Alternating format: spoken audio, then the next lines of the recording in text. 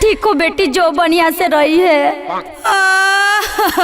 Mummy अब तोरा से कैसे लड़बोगे मम्मी? ठीक हो बेटी, बढ़िया से जो। दमाजी बहुत बढ़िया हथुन, बढ़िया से रखता थुन। आहो पापा रैया में सरसोईया मिला देला हो पापा। ठीक हो बेटी, दामाद जी बढ़िया थी, अच्छा से रखती। जो जो जो आहो पापा हम कैसे रहबो पापा? कैसे रहमे? हमरा भी रहमे, आओ कैसे रहमे? कंजूसवन से अच्छे रहमे। अजी ऐसे काहे बोल रहे हो हमरे मम्मी पापा को? तो बोली ना 3 बार गोल लग लियो, पैसा ना देखो। ए जीजा जी, फुसुर फुसुर कौची कर रहे हैं? चलिए गोड़ लगिए, सास ससुर का आशीर्वाद लीजिए। अरे पापा, इस 100 रुपया दे जी, 100 रुपया में गोड़ ना लगवा। अरे दमाद जी आशीर्वाद हवा रख ला। ना ना ना ना, ऐसे नहीं होता।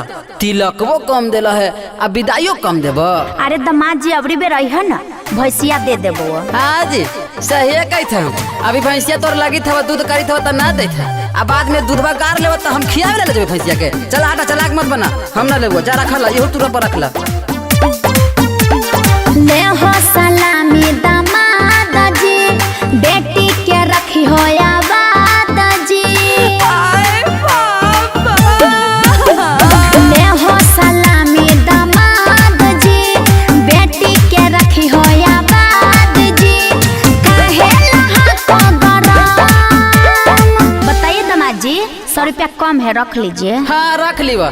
100 रुपया, 100 रुपया तो तोर बेटिया नहीं उठ लाली रस्तिये में लेवा लेते बा। देखा उठ रंगा हवा। ए जी गोड़वा लग लहूं, अजय मिलो हो लेके चलूं। 100 रुपया में गोड़ नहीं लगबो हम, 500 लेबो कम से कम। 100 रुपया में गोड़ नहीं लगबो हम, 500 लेबो कम से कम। अजी तू सलामी ला रुसल हो? देखो तो खोइछा में ढेर सारा पैसा मम्मी देले ही। हाँ भरल हाउ, तेरा बहिन के तन जीरा हाउ आ चाउ हाउ। अन्ना जी देखो तो खाली नोट है, एकदम नोट है। हाय रे बप्पा, ई 3 गो 10 रुपया हाउ, एगो 50 की हाउ, तो कितना लो? 80 रुपया न होलोगे। हम ना गोड़ लगबो। अरे लग लहो न जी। हम ना लगोगे, तू ही लग। ए मम्मी तू ही समझाही। खुशी से दी हला जा हई, जितना मिलो हो लेला। दहेजवो मिलल ई कमे, एहू में कटौती क देला। अरे सोना ऐसन बेटी दे थी वा।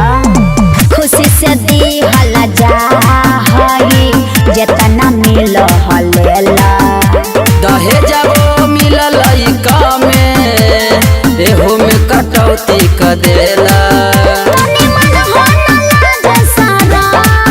100 रुपया में गोड़ नहीं लगबो हम, 500 लेबो कम से कम। 100 रुपया में गोड़ नहीं लगबो हम, 500 लेबो कम से कम। हाँ हाँ पूरा घरवा मिले थो तोरा के ले जइबू, हम ना जइबो तोरा साथे। तेरा बहन की नजर में तो न जो, हम दोसर बियाह करबे तो बड़ी मनी तिलक मिलते। अरे बेटा ऐसे काहे कर ले हवा? ला धरा 50 रुपया आरो दे देलियो। इतना के तो हम सरगोल्ड खाही। आगे मैया दूगो पड़िया दूगो बकरिया ना उहो दे दे ही बेच लेतई। पैसा क्या बदले पारी, ले जाओ गाड़ी में धके। बिल्डर आनंद पचता है, ऐसन से शादी करके।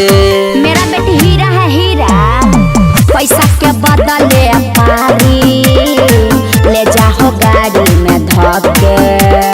बिल्डर आनंद पचता है, ऐसन से शादी करके। अभी कर हो दिमाग नादा। 100 रुपया में गोड़ नहीं लगबो हम, 500 लेबो कम से कम। 100 रुपया में गोड़ नहीं लगबो हम, 500 लेबो कम से कम। अजी तू ही देवो जी। दर न लेना 500 ताड़ी पियल रख ले हले। 100 रुपया में गोड़ नहीं लगबो।